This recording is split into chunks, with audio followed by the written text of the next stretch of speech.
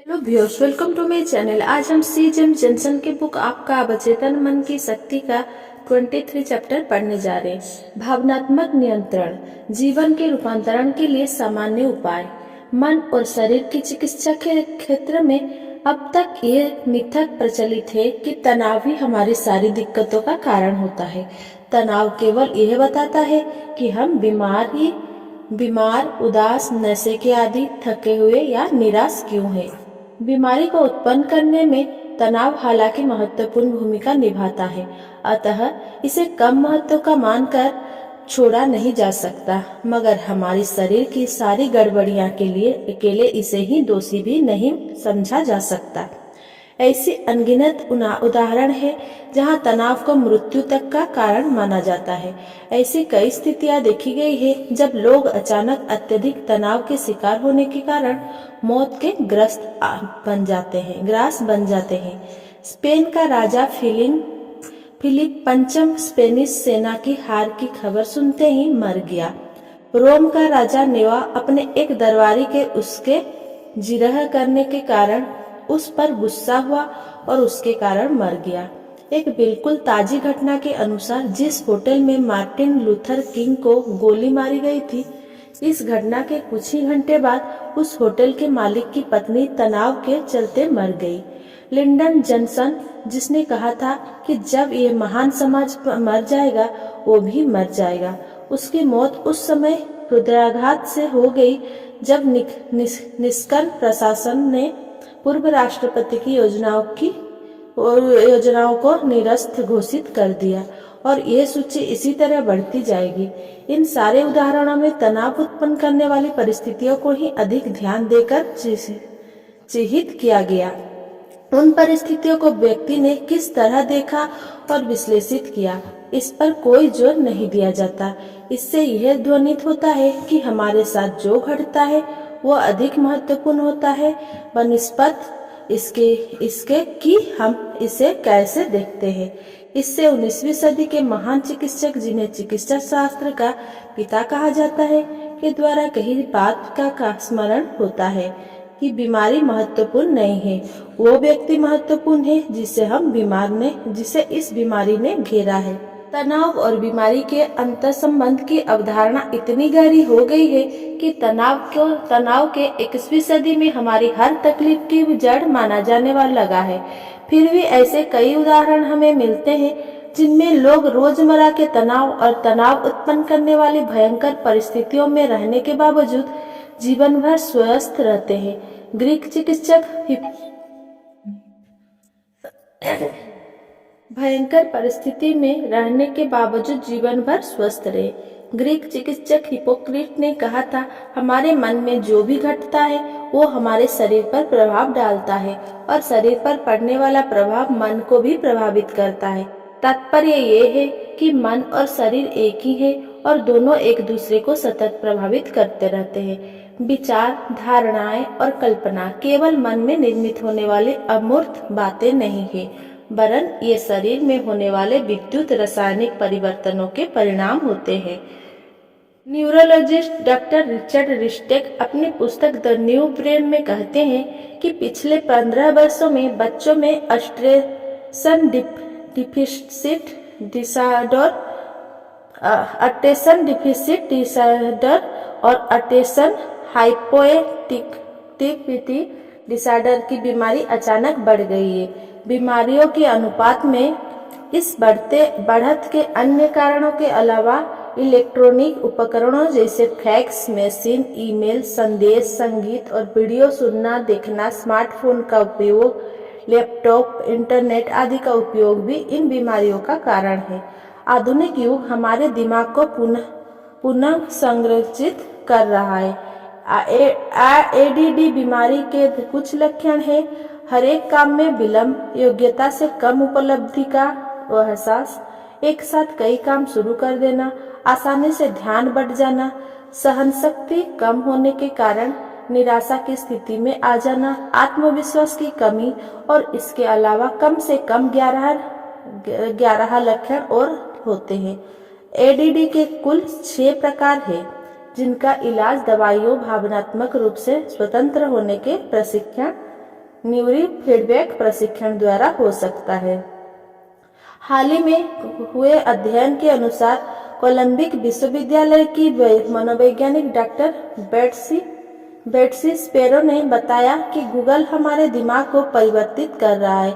जब भी हम किसी सूचना को पाना चाहते हैं तो हम उसे याद रखने की बजाय गूगल पर ढूंढना पसंद करते हैं। ये एक बीमारी है जिसे गूगल प्रभाव के नाम से जाना जाता है।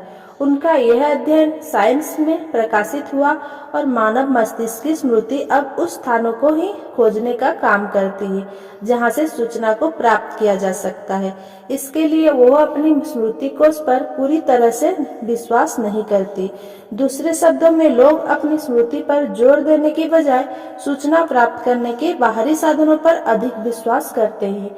एक अन्य अध्ययन में तनाव को किसी महामारी की तरह वर्णित करते हुए बताया गया है कि हृदयघात की घटनाओं में से 1/3 घटनाएं सोमवार की सुबह 7 से 9 के बीच घटती है और इसमें से भी 80% आदमियों में हृदयाघात सोमवार को सुबह 8 बजे से दोपहर के बीच होता है।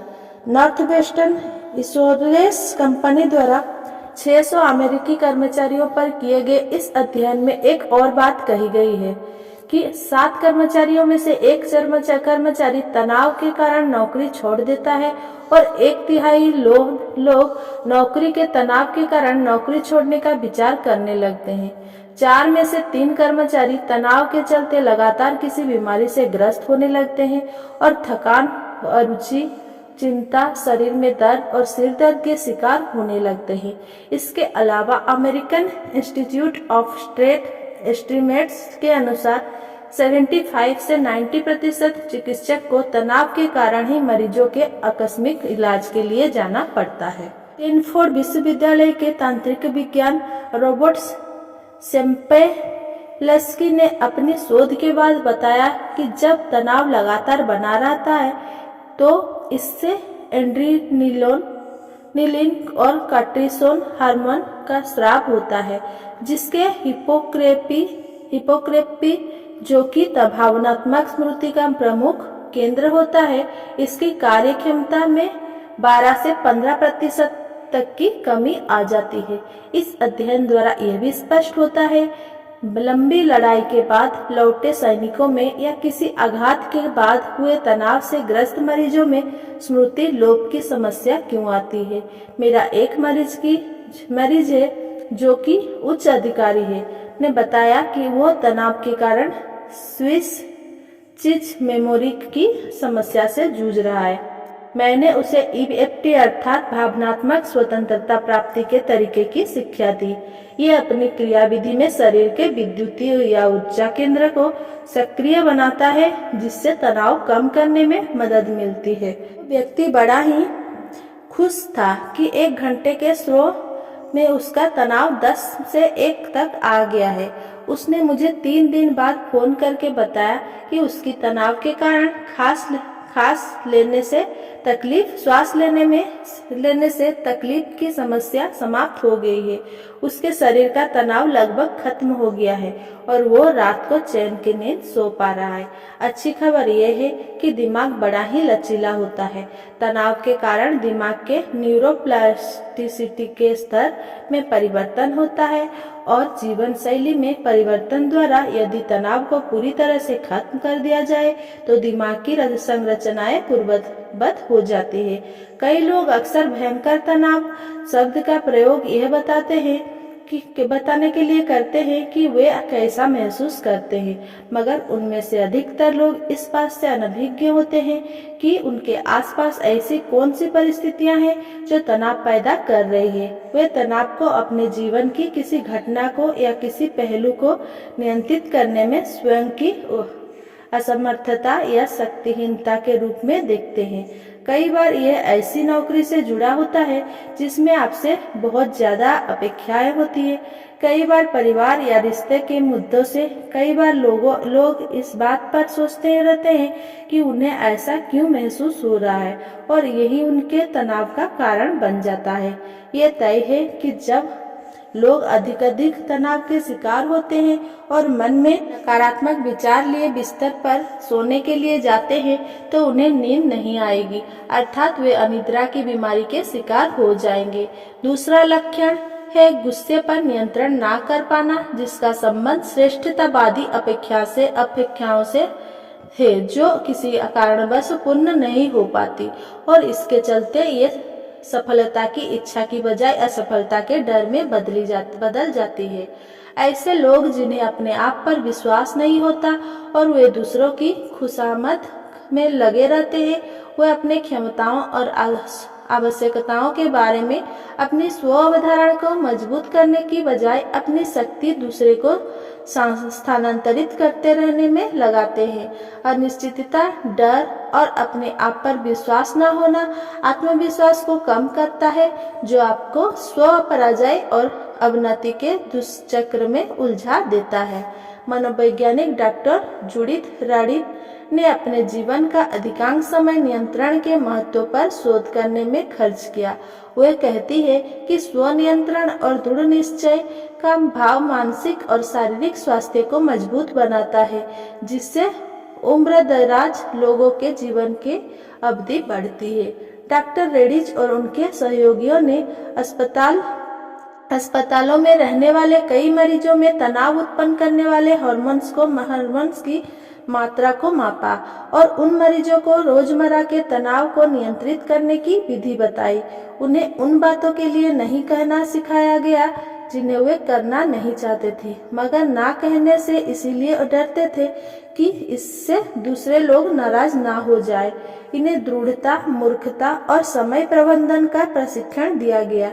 इस प्रशिक्षण के बाद इन लोगों के रक्त में कार्टिसोल हार्मोन, जो तनाव उत्पन्न करने और इसके कारण कई बीमारियों को जन्म देने के लिए उत्तरदायी होता है, उसकी मात्रा कम हो गई। इस प्रशिक्षण को प्राप्त किए लोगों में अगले 18 महीनों तक कार्टिसोल का स्तर कम ही बना रहा। साथ ही इन लोगों को तेजी से स्वास्थ्य लाभ मिलने लगा बनिस्बत उनके जिन्हें तनाव के साथ सामंजस्य बिठाने के लिए प्रशिक्षित नहीं किया गया था। तनाव पर नियंत्रण की क्षमता का होना या ना होना भी हमारे बीमार होने या ना होने का तय करता है। हमारा प्रशिक्षण तंत्र शरीर का रक्षा तंत्र होता है। जब हम स्वयं को असुरक्षित महसूस करने लगते हैं, अपने आप पर से नियंत्रण खोने लगते हैं, जो हमारा प्रतिरक्षा तंत्र भी कमजोर पड़ने लगता है। डॉक्टर रेडिन ने यह सिद्ध किया कि जिन लोगों के साथ स्वनियंत्रण खोने का कारण अनेक घटनाएं घटती हैं, उनका शरीर बीमारियों को ग्रहण करने के प्रति अधिक संवेदनशील होता है, अर्थात अन्य लोगों की तुलना में वे बीमारियों से किसी भी प्रकार के संक्रमण से जल्दी ग्रस्त होते हैं। स्वसंवाद या स्वमोहन पर काम करते समय इस बात का वर्णन किया जा सकता है कि हम जीवन की इस यात्रा में अपने आप को किस तरह से सशक्त बना सकते हैं या अपनी क्षमताओं को सीमित कर सकते हैं। इसके अलावा हम अपने आत्मविश्वास और अंतर्गत को सशक्त बनाने के लिए और क्या कर सकते हैं। एक ऐसी बात जो मैं अपनी मरीजों में अक्सर देखता हूँ वो ये है कि विवाद से डरते हैं और उसे टालने के लिए अपनी असहमति, नकारात्मक विचार व्यक्त करने या अपनी ही पक्ष में बोलने से भी घबराते हैं। दिक्कत ये होती है कि इन नकारात्मक भावनाओं को जितना अधिक दबाया जाता है वे शरीर में जमा होती जाती है और फिर ये अव्यक्त भावनाएं समय के साथ शरीर में ही स्थायी रूप से निवास करने लगती है। ये मनोवैज्ञानिक स्थिति का एक रूप है। मेरे एक चिकित्सक मित्र कहते हैं, हमारा शरीर हमारे विचारों का क्रिस्टलीकृत रूप होता है। जिन भावनाओं को आप व्यक्त नहीं करते, दबाते चलते हैं, वे ही आपके शरीर के किसी हिस्से में क्रियाशील होती नजर आती है। मेरी एक महिला मरीज ने अपने पति के बारे में अपने मन में जमे भयंकर क्रोध की शिकायत की। उसका पति बहुत ही नियंत्रित और असहनशील था, मगर उस महिला को यह समझ में नहीं आता था कि उसके साथ वह किस तरह व्यवहार करे। मैंने उसे सलाह दी कि अपने पति पर वह अपना गुस्सा इस तरह से अभिव्यक्त करे, मैं तुमसे कुछ कहना चाहती हूँ जिसे सुनकर तुम्हें बुरा लग सकता है, मगर मेरा उद्देश्य तुम्हें दुख पहुंचाना नहीं है, बल्कि हमारे रिश्ते को प्रगाढ़ बनाना है।